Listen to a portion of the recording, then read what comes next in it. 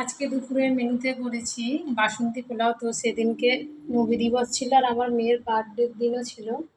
তো বাড়িতে অনুষ্ঠান ছিল বলে করা হয়নি। তো আজকে বাসন্তী পোলাও হয়েছে আর ইলিশ মাছ ভাজা। এদিকে আছে বেগুন ভাজা, আলু ভাজা আর পটল ভাজা। আচ্ছা, এখানে করেছি বেগুনি আর এটা লঙ্কার চপ। এখানে আছে মাংস কষা, মাংস কষা না, মাংস দিয়ে আলু দিয়ে করেছি।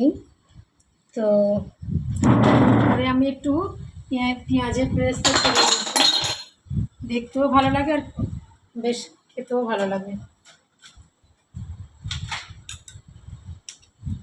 এটা মাংস আর আলু দিয়ে একদম মাখা মাখা করেছি।